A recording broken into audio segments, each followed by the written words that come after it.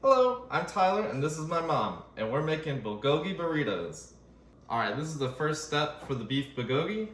You're gonna get a rump roast, then if you have a slicer, you're gonna set it just a little bit over the number 2 setting. You wanna make sure that you cut with the grain and not against the grain.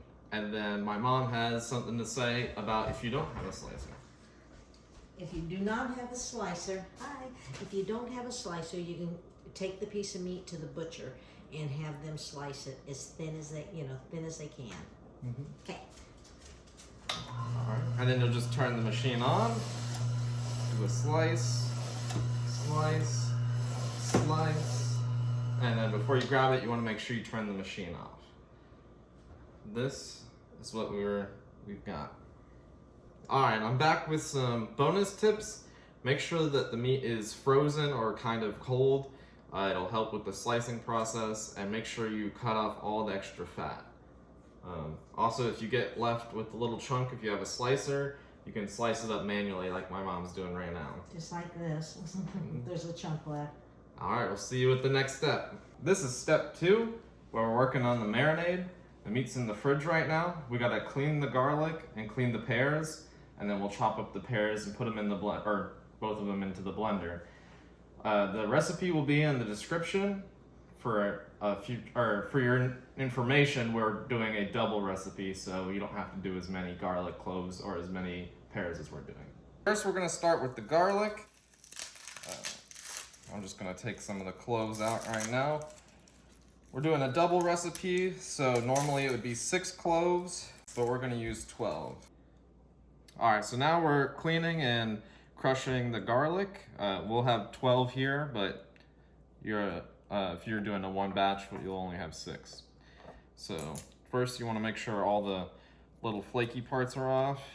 Then you can cut the ends off of both of them because you don't want the ends.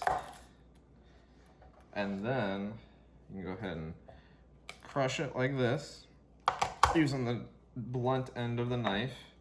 And then that'll help you peel off the extra little skin layer.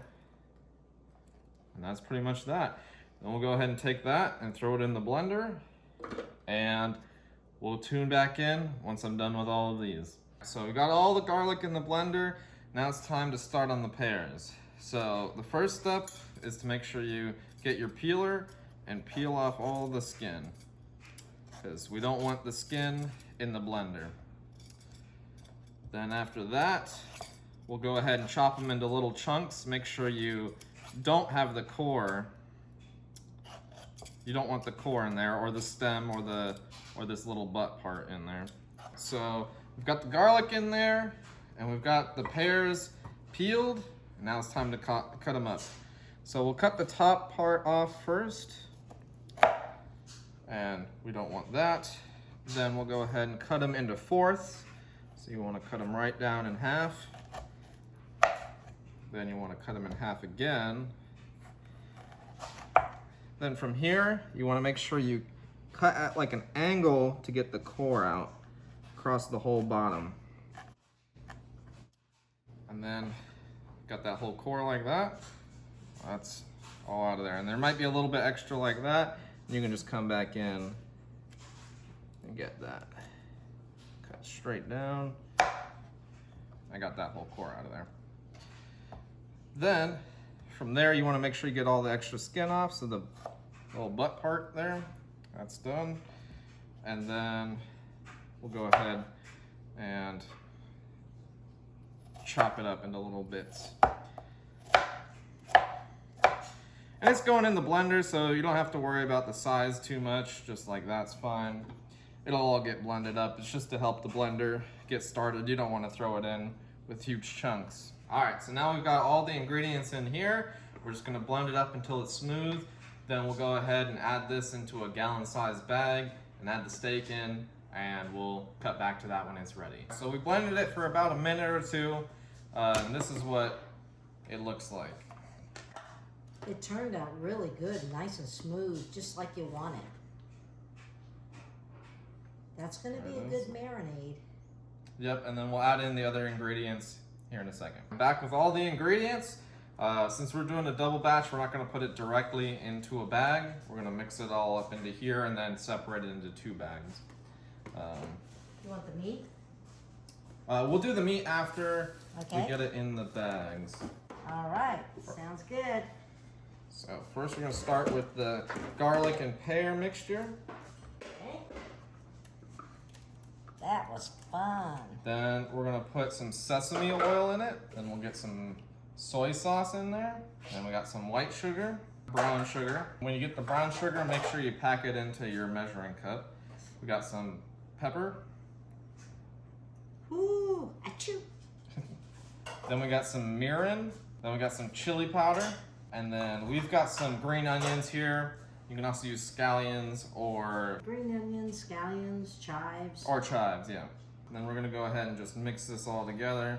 Make sure it's all stirred up nice and good. And then we add the meat to it, right? Well, then we'll add it into the bag and then we'll add the meat in. Because we're gonna separate it into 2 bags as we have a lot of ingredients and a lot of meat. We're doing a double recipe. So we've divided the meat up into 2 different bags and we've divided the sauce up into equal amounts. We're gonna go ahead and pour the sauce in, and this will have to sit overnight. So once this is all in, make sure that it's covering every piece of meat. So we'll seal it up here and go ahead and make sure we mix it up in there once it's sealed. Okay, we'll go ahead and do this one. So we'll go ahead and make sure you mix it up nice and well and that all the meat is sitting underneath the sauce. Okay. And then we'll do the same thing for this second one. We recommend that you do it for at least 8 hours, so that's why it's overnight. It can go ahead and sit a little bit longer if you'd like, but 8 hours seems to work pretty well. All right, we'll cut back when we're done. Welcome back, it's day 2. We're gonna start on the rice before we start cooking the bulgogi. It's been sitting in the fridge for about 10 hours now. So I've got 3 cups of rice in there, and we're gonna add some chicken broth in there. For 3 cups, you're gonna need 6 cups of liquid. And then we're also gonna add 2 cups of water in. And this will just cook in the rice cooker while we're doing the next step. See you then. Welcome back. We're on to the step of cooking the bulgogi. I've already added a few tablespoons of canola oil. We're gonna go ahead and start this. We want it on high. Our oven or our stove runs a little high, so we're gonna put it on medium. We'll wait for it to heat up a little bit, and then we'll go ahead and throw some meat in. I want to make sure it's got the canola oil all over the pan. That way it'll fry it. And then we'll just throw some in the bottom of the pan. You don't want to overcrowd it. You just want to get a nice layer on the bottom. Then when it's done cooking, we have another plate here and we're going to transfer it there. I recommend using tongs for this. The oil can get very hot.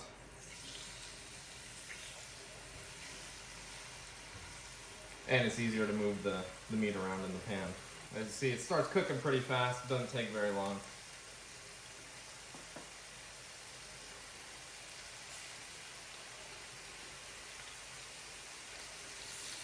And this might even be a little too high, so I'm going to turn it down a little bit.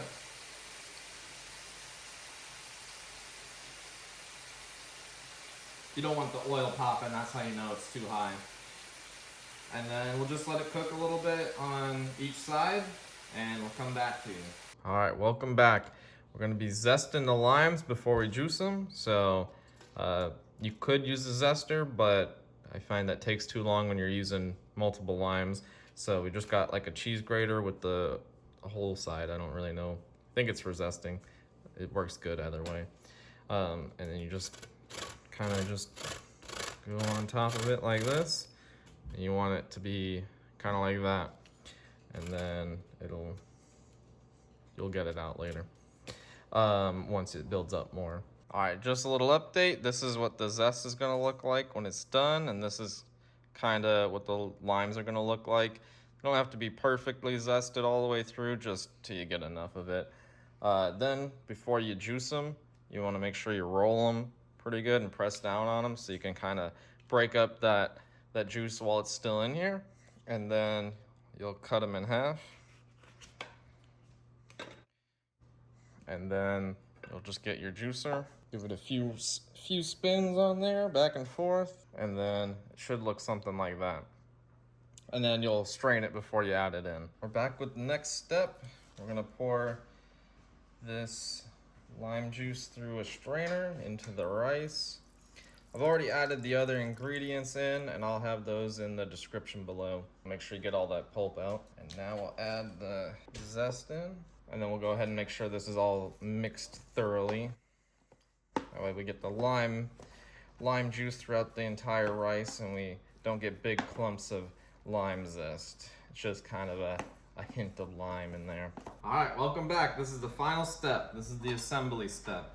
So we're gonna take our rice that we made, and we're gonna get a good helping of that and put it right in the middle of the tortilla. I've got large tortillas, but you can really use any kind of tortilla.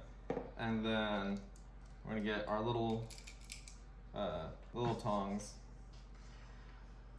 And then we're gonna get a few pieces of bulgogi in there. All right, and then once you've got that inside for how you like it, just go ahead and wrap it right up. Not the best at burrito wrapping, but that's pretty much it. And then you just, see you next time.